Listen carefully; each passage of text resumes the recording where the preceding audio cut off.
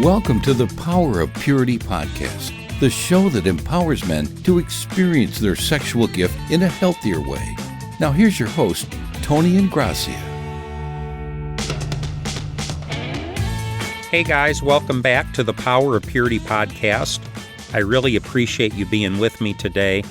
And as always, I do pray that this episode will be a great blessing and encouragement to you as you continue to move forward on the pathway of purity that God has intended for your heart and your life. And before we get into today's episode, I was thinking about something before I hit the record button here. So just rather spontaneously, I'm just kind of thinking out loud. I wanted to share this thought with you. But you know, I'm a pastor and I'm a licensed professional counselor, so I work with different people in different situations, and I work with couples. And sometimes couples are in a very difficult place in their marriage, and somebody's making the decision that they want to get divorced. And I've heard many times people say that they've fallen out of love. I just don't love them anymore. I don't love my husband anymore. I don't love my wife anymore. I've fallen out of love, and therefore I want to get a divorce. And it seems like that somehow a lot of people equate these two factors together. I've fallen out of love, and therefore I should get divorced, as if the two somehow go together.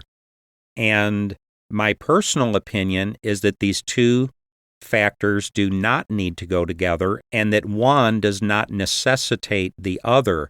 In other words, just because you've fallen out of love does not necessarily mean that you need to get a divorce.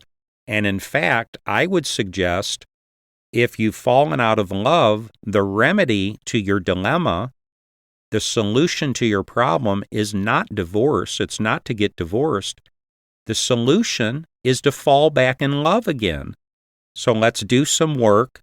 Let's do some counseling here. Let's help you guys identify some key issues and struggles in your marriage, and let's work on those things and process those things, and let's help you guys get to a healthier place with one another so you can get back to where you used to be, and you can become best friends again, and you can fall deeply and madly and passionately in love again, and therefore divorce isn't the solution.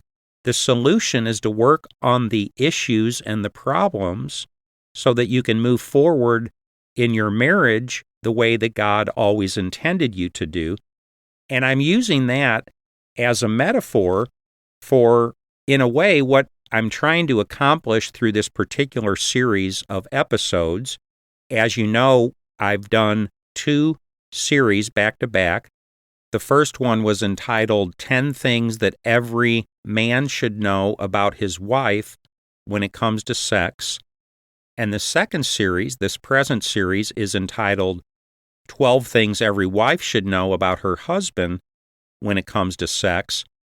And we've identified this idea that couples very frequently struggle in their marriage. They have issues and problems, and for a whole lot of people, myself included, sex was a big, big problem in our relationship. And we've therefore identified that if couples are going to be healthier together sexually, that there's certain things that men need to understand about women and sex, and there's certain things that women can understand about men and sex, and that if we can help men and women understand one another a little bit better when it comes to these different sexual issues, that maybe it will empower them to be healthier together, to understand one another better, to communicate better, and maybe work on some issues and be in a healthier and a better and a stronger place in the context of their marriage and even in the context of their sexual relationship in their marriage. So the point that I'm trying to get to here is that if there is a couple that's been struggling significantly with the issue of sex in their marriage, and for whatever reasons they just have been disconnected Their relationship is defined by distance and relational coolness, if not coldness, and disconnection and a lack of intimacy, and therefore things have gone about in such a way that you've ended up in a place where there's little to no sex happening in your marriage. I would recommend that the remedy to this dilemma, the solution to this problem, certainly isn't divorce. And I would suggest that the remedy is not to stay broken. It's not to stay dysfunctional. It's not to stay in this wounded place where you guys are unable to connect with each other and enjoy each other. It's not for them to continue to have little to no sex within the context of their marriage. That's not a remedy. That's not a solution.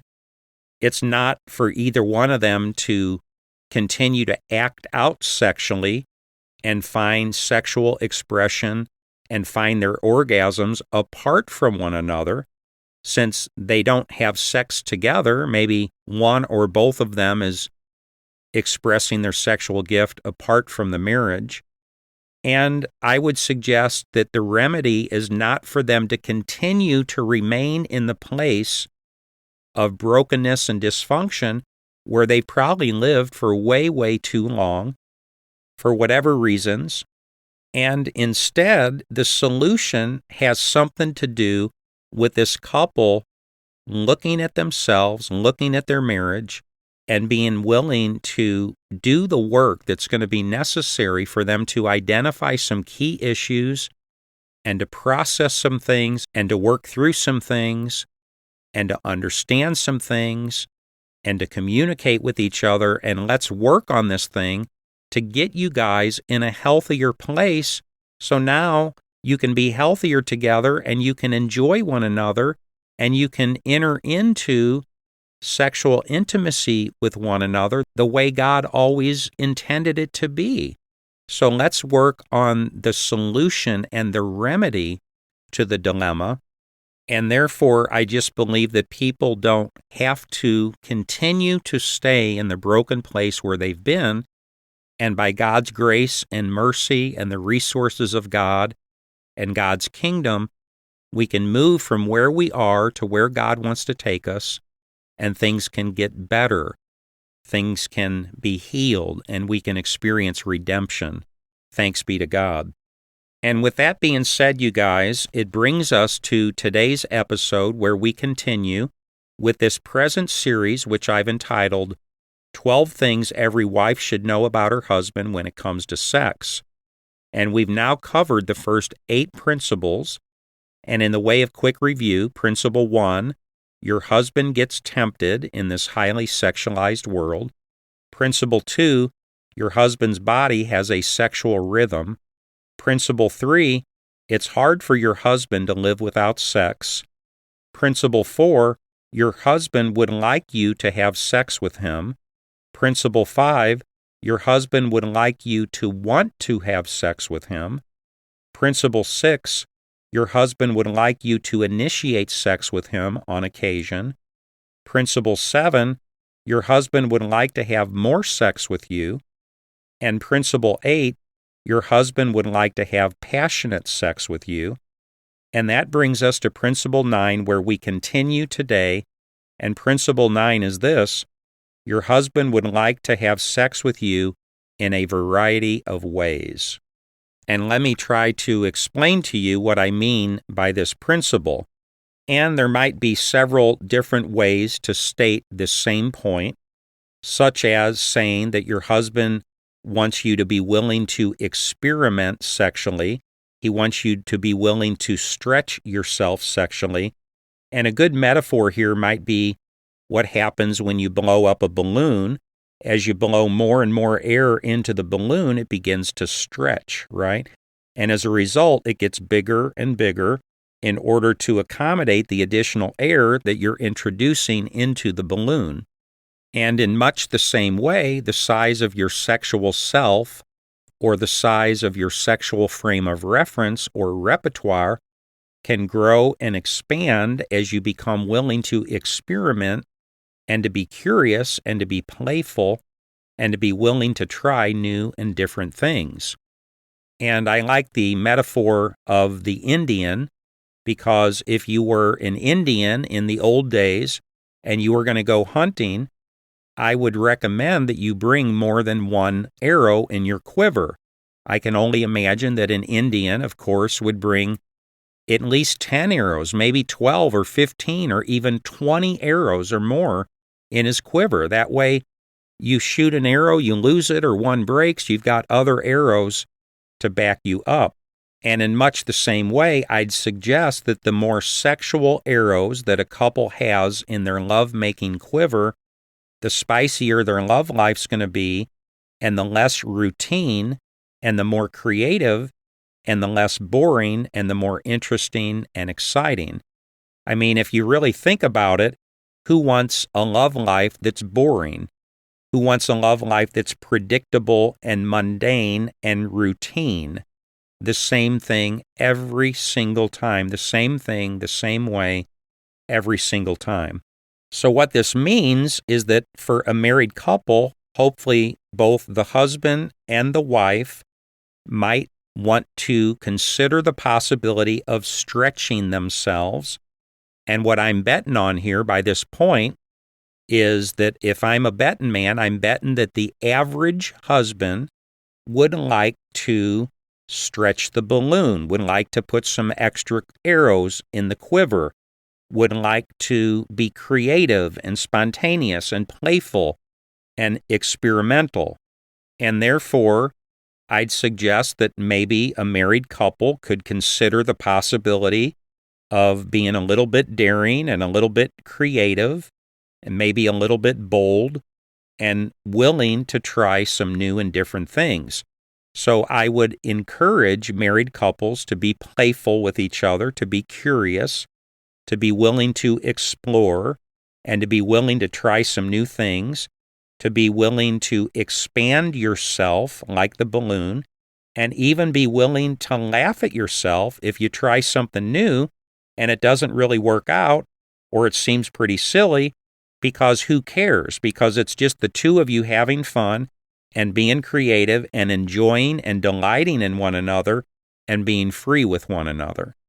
And please remember this old adage that says, if you always do what you've always done, you'll always get what you've always got. And that implies that if you'd like to get something new and different, then you've got to be willing to try something new and different along the way.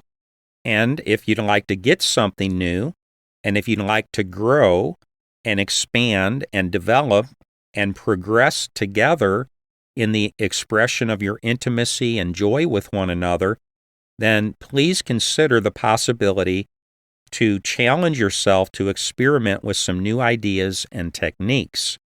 So, I put together just a little list here pretty quick of some ideas and thoughts just for the fun of it.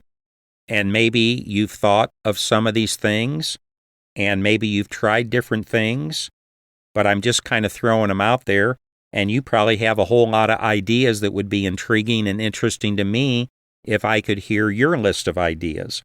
But here's just a list of some different creative, fun, playful things that could spice things up, and as this point says, help you to experience your sexual relationship in a variety of ways. You could have bubble bath sex. You could have shower sex. You could have massage sex where you give each other a massage. You could have Hershey's chocolate syrup sex, and I'll let your imagination and creativity define what that is. Or you could have sex in many different positions. You could have shiny and slippery covered in baby oil sex, and you can have sex with toys. You can have sex in bed. You could have sex on the couch. You could have sex on the floor or in the kitchen or in the car, and you can have whipped cream sex, and you could have sex outside, like you could have sex on your hike. You could have pumpkin pie sex. You could have sex with blindfolds. You could have sex on a bed of rose petals. You could have sex in front of the fireplace. You could have sex while playing a sexy board game. And maybe you could have striptease sex or quickie sex or all-night sex or birthday sex or makeup sex, and on it goes. But I trust that you're getting the idea that I'm trying to get to here. And I'd suggest that these ideas that I've mentioned are probably just a few ideas out of hundreds, if not thousands, of the endless parade of ideas that are waiting to be discovered for those that are willing and ready and curious and playful enough and curious enough to experiment with their lovemaking and to consider the possibility of taking things to the next level. And just one last thought about this idea of having sex in a variety of different ways, and it concerns the concept of comfort zone. Because no doubt, if you become willing to expand your sexual self through creativity and experimentation and curiosity and playfulness, you'll no doubt have to be willing to expand and stretch your comfort zone. And I'd suggest that probably this concept of comfort zone is going to be like the wall between you and where you are sexually in your relationship right now, and the possibility of where it could go. But you're going to have to get past this concept of comfort zone and to be willing to at least stretch your comfort zone. Because as I said earlier, if you always do what you've always done, you'll always get what you've always got. So in all of life, not just sexually, but I would advocate in many different areas of life, right? If we only do what we're familiar with and what's comfortable to us, then certainly we're going to stay very much plateaued in our life. So we have to be willing to stretch ourselves and to have a little curiosity and to take the risk of disrupting our comfort zone so that we can try new things and experiment with new things, and therefore we can stretch and grow in that particular area of our life. So, for example, if you've never ridden a horse before and you're going to go horseback riding for the very first time, you're probably going to feel a little bit nervous because you get up next to that thing and holy cow, this thing is a beast. It's bigger than I expected and it looks so strong, and I'm kind of intimidated and I feel insecure here and I'm kind of unsure of myself. But you know what? That's okay.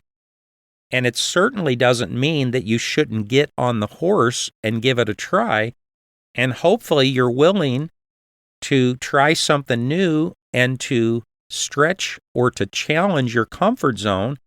Because if you're unwilling to do that, then guess what? Then you're never going to have the experience of riding a horse in your life. And how sad would that be if you live your whole life and you never rode a horse because you were afraid to try to ride a horse? And of course, as I said, this could apply to many different areas of life, and I could go on and on. If you've never been water skiing before, and you go water skiing for the first time, you're probably going to feel nervous and insecure and unsure of yourself. But that's okay. Stretch your comfort zone. Give it a try. What do you got to lose? Who wants to live their whole life and come to the end and say, I could have had the chance to go water skiing, but I didn't because I was too scared. I wanted to stay in my comfort zone.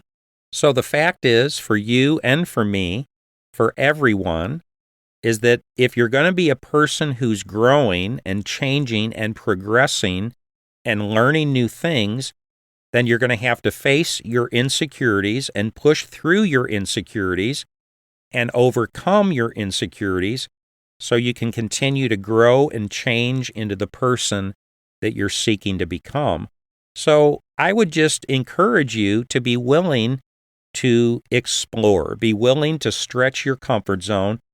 And I just believe that if we would be willing to do that, that slow but sure, we'll find out when we try these things, well, that wasn't so bad. I can do that. Holy cow, that was awesome. I was kind of insecure there, but I'm glad that I did it because now I'm comfortable with it. I know what it is, and I have this new experience. And all I'm saying is I don't see why this principle shouldn't apply to our marriage, and specifically to the sexual expression of our marriage. And I think that God intends us to enjoy and to delight and to have pleasure and to be playful and to be curious and to have fun with each other. And with that being said, it brings me to principle number 10 of the 12 things that every wife should know about her husband when it comes to sex. And principle 10 is this: your husband would like you to be comfortable with his penis. And yes, it's really true. I just said that. And for real, I think that maybe this is an issue that a lot of people need to consider and look at and work on so that we can literally become comfortable in the presence of one another with each other's bodies. And I've come to believe, and I have this impression that for whatever reason, that there are women, maybe a lot of women, who want to have a relationship with their husband and even a sexual relationship with their husband that in a way is essentially denying or ignores the reality and the existence of his penis, and the reality that this is how a woman really feels in her heart and her mind could express itself through a variety of thoughts and actions, such as, we can only have sex in the dark, no lights on, so we can't really see each other. See, to me, this would kind of imply an insecurity where I don't really want to see your body. I don't want you to see me. It's almost a kind of denial of the reality that you're a man, I'm a woman, and that we're different, and you have a penis and I have a vagina. But it all kind of makes me uncomfortable. I'm not even comfortable with being naked with my spouse. So it's a kind of a denial thing going on. Or maybe a person would feel like we can only have sex if the blankets are pulled up over our bodies. And it's as if the true posture of a person's heart, if they feel that way, it's like in their heart they're saying, I don't want to see your body. I don't want to see your penis. I don't want to touch your penis. I don't want to acknowledge your penis. I certainly don't want to bring any attention to it. And I want to have as little contact or interaction with that thing as I can possibly have. So it's almost like, okay, if we have to have sex, let's pull the blankets up and let's go ahead and do it. And it's like we're not really going to acknowledge that it's there, but we're going to do it, but almost like pretend like it's not really there or something like that. And I don't know why. It's kind of a silly metaphor, but the picture that I'm seeing in my mind's eye right now is the picture of the way a person might respond after they've cleaned up their baby from a really messy, poopy diaper, or the way they might handle the rag after they've cleaned up their child's vomit on the floor. Like, this thing is really nasty and gross and unpleasant, and the goal, therefore, is to get rid of this nasty diaper as quickly as I can possibly get rid of it. So I'm going to barely touch the thing, and I'm going to pinch it between my thumb and my finger, and I'm going to hold it out away from me as far as I possibly can so as to avoid any further possible contact, and I'm going to rush to the trash can in the effort to get rid of this thing as fast as humanly possible. So in a very real way, if a person feels this way, it's as if they're attempting to have a relationship with their spouse and even a sexual relationship with their spouse that in a way is pretending like their genitals don't even exist. I don't really have a vagina. You don't really have a penis. Let's not look at them. Let's not touch them. Let's not really acknowledge their existence, or at least minimize their existence. And it just kind of exposes that this person has never got comfortable with maybe their own body, and they certainly haven't got comfortable with their husband's body. And thus this principle number 10, your husband would like you to become comfortable with his penis. And trust me, I just believe with all my heart that this is true, that a man would prefer that his wife is comfortable with his body. She's comfortable with who he is, that you guys can be naked together. You can have a lovemaking session. You can be present to one another. You can see each other. You can touch each other. You can delight in one another.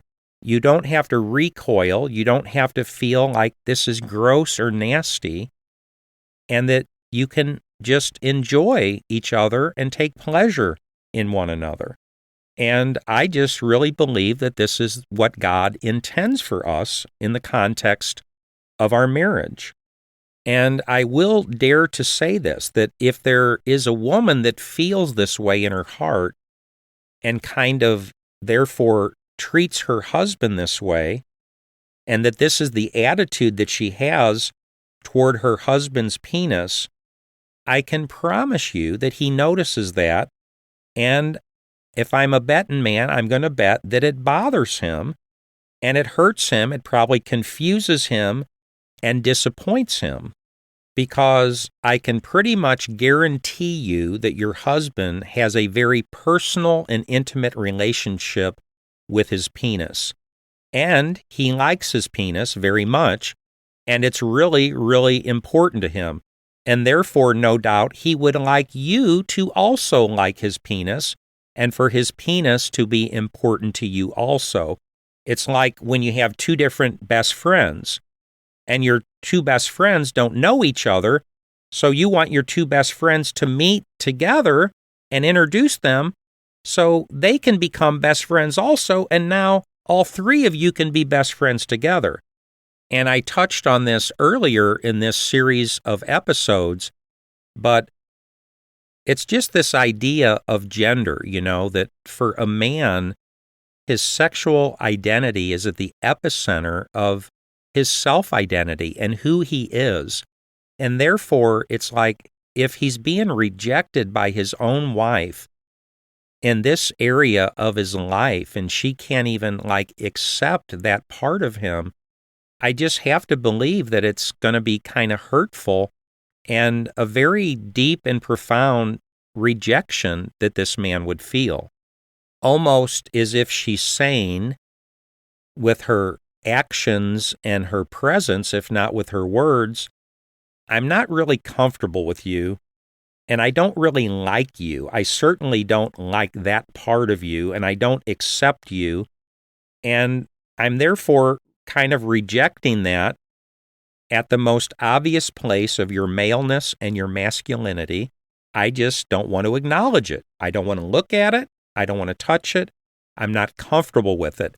It's like she's saying, I'm not comfortable with you. I'm not comfortable with who you are.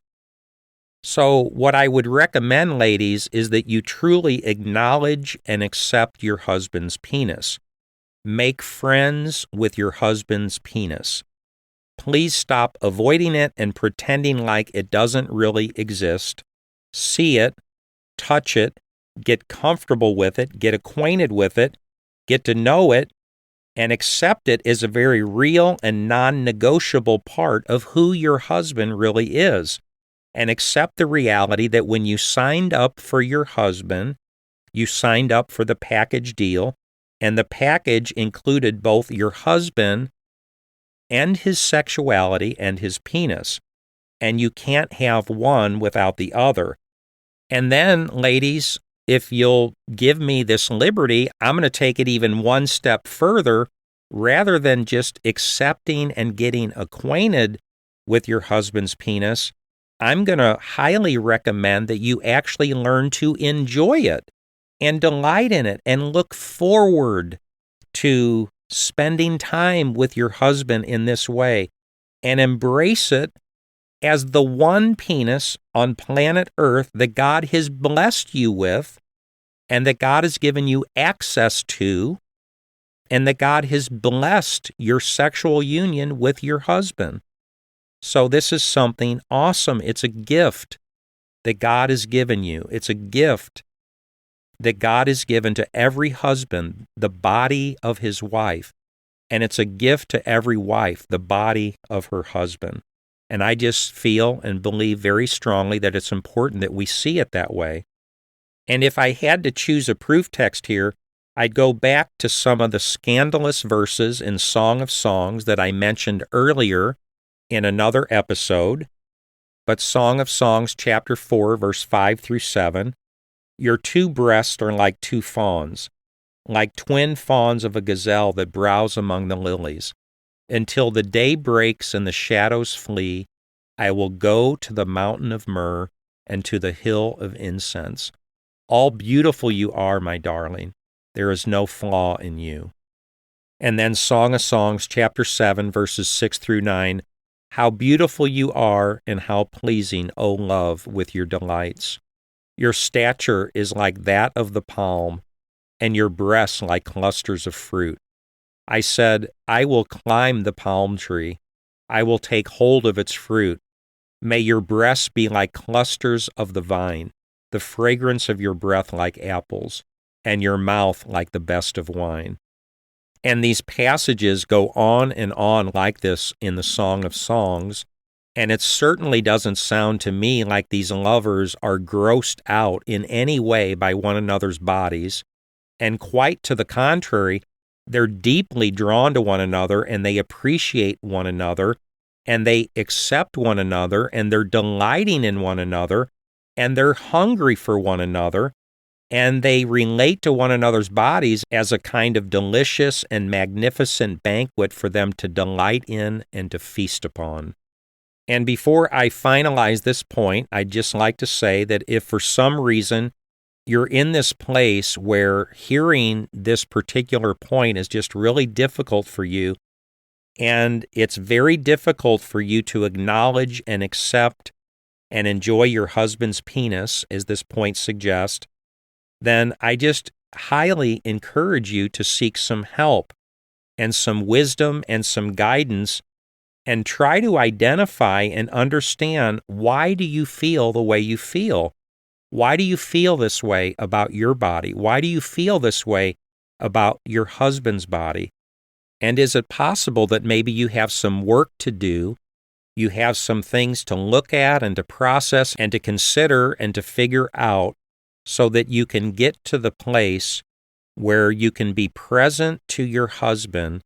And I'm just picturing right now a woman or a person, any person, just exhaling, which speaks of relief and peace, being able to be present to one another and to be relaxed and to not be uptight and just to enjoy it and to take pleasure with one another. So maybe some of us have work to do. In fact, I'm just thinking right now, this isn't in my notes, but I'm thinking out loud. I'm just grateful for the progress that my wife and I have made in our personal relationship, because believe me, for years and years and years, sex was just so unhealthy and dysfunctional for us, and it was very routine. And I think in a very real way, we weren't really comfortable with each other. I'm not sure that we were comfortable with each other's bodies.